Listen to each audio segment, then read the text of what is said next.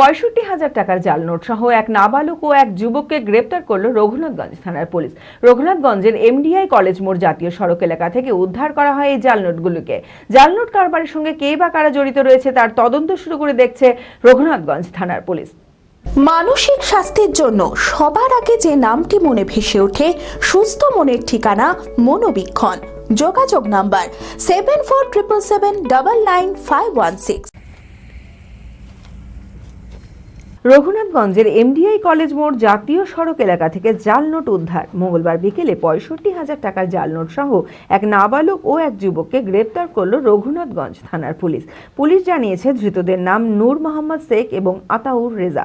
তাদের বাড়ি রঘুনাথগঞ্জ থানা এলাকায়। রঘুনাথগঞ্জের এমডিআই মোড় জাতীয় সড়কের ওপর থেকে গ্রেপ্তার করা হয় তাদের। জাল নোট কারবারের সঙ্গে কে বা কারা জড়িত রয়েছে তার তদন্ত শুরু করে দেখেছে রঘুনাথগঞ্জ থানার police.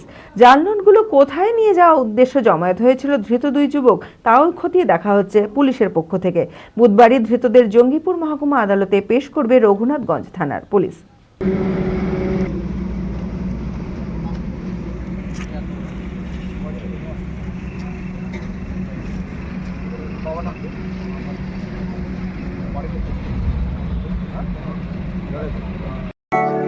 LMET International School Senior Secondary School admission going on।